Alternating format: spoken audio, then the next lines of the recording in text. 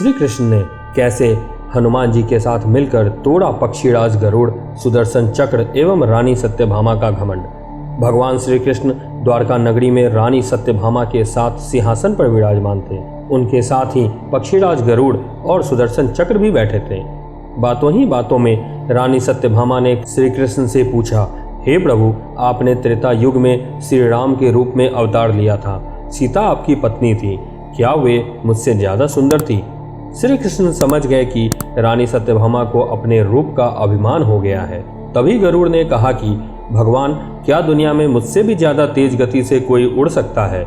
सुदर्शन चक्र से भी रहा नहीं गया और वह भी कह उठे कि भगवान, मैंने बड़े बड़े युद्धों में आपको विजय श्री दिलवाई है। क्या संसार में मुझसे भी ज्यादा शक्तिशाली कोई अस्त्र है? भगवान श्री कृष्ण मंद मंद मुस्कुरा रहे थे।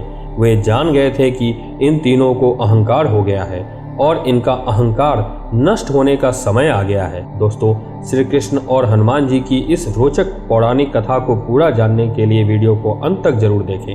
नमस्कार दोस्तों, सत्संग सागर पर आपका स्वागत है। अगर आपकी रुचि सनातन धर्म के पौराणिक और रोचक हिंदी महाकाव्यों में है तो इस चैनल को तुरंत सब्सक्राइब कर बेल नोटिफिकेशन को क्लिक कर लें ताकि सनातन धर्म से जुड़ी पौराणिक कहानियां हम आप तक पहुंचा सकें। पक्षीराज गरुड़, सुदर्शन चक्र एवं रानी सत्यभामा तीनों का घमंड तोड़ने के लिए श्री कृष्ण ने हनुमान जी का स्मरण किया और ऐसा सोचकर उन्होंने गरुड़ से कहा, हे गरुड़, तुम हनुमान के पास जाओ और कहना कि भगवान राम माता सीता के साथ द्वारका नगरी में उनकी प्रतीक्षा कर रहे हैं। गरुड़ भगवान की आज्ञा लेकर हनुमान को लाने चले गए। इधर श्री कृष्ण ने सत्यभामा से कहा कि देवी, आप सीता के रूप में तैयार हो जाएं और स्वयं श्री कृष्ण ने श्री राम का रूप धारण कर लिया। श्री कृष्ण ने सुदर्शन चक्र को आज्ञा देते हुए कहा कि तुम महल के प्रवेश द्वार पर पहरा दो। ध्यान रहे कि मेरी आज्ञा के बिना महल में कोई प्रवेश न करे। भगवान की आज्ञा पाकर सुदर्शन चक्र महल के प्रवेश द्वार पर तैनात हो गए। गरुड़ ने हनुमान जी के पास पहुंचकर कहा कि हे वानर श्रेष्ठ, भगवान राम माता सीता के साथ द्वारका में आपसे मिलने के लिए प्रतीक्षा कर रहे हैं। आप मेरे साथ चलें, मैं आपको अपनी पीठ पर बैठाकर शीघ्र ही वहां ले जाऊंगा। हनुमान जी ने विनय पूर्वक गरुड़ से कहा, आप चलिए, मैं आता हूँ। गरुड़ ने सोचा, पता नहीं यह बूढ़ा बानर कब पहुंचेगा। खैर, मैं भगवान के पास चलता हूँ। यह सोचकर गरुड़ शीघ्रता से द्वारका की ओर उड़े।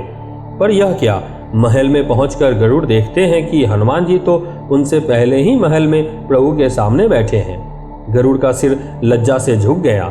तभी श्री राम ने हनुमान से कहा कि पवन पुत्र, तुम बिना आज्ञा के महल में कैसे प्रवेश कर गए? क्या तुम्हें किसी ने प्रवेश द्वार पर रोका नहीं?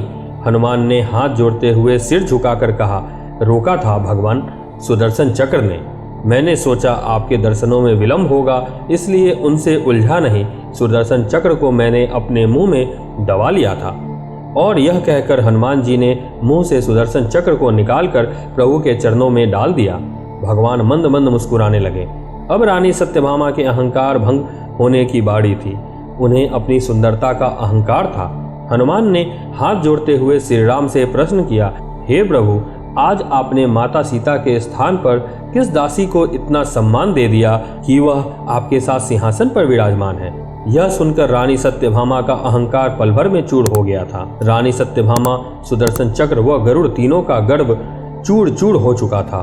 तीनों भगवान की लीला समझ चुके थे। तीनों की आंखों से आंसू बहने लगे और वे भगवान के चरणों में झुक गए। इसके पश्चात श्री कृष्ण ने हनुमान जी को गले लगाया और उन्हें विदा कर दिया। इस वीडियो में आपने श्री कृष्ण और हनुमान जी की पौराणिक कथा को जाना है। आपको हमारा यह वीडियो कैसा लगा हमें कमेंट्स में बताना ना भूलें। यदि आप कोई और भी पौराणिक कहानी का वीडियो देखना चाहते हैं तो कमेंट बॉक्स में जरूर लिखें। साथ ही कोई सुझाव हो तो अवश्य लिखें। धन्यवाद। जय श्री कृष्ण, जय हनुमान जी।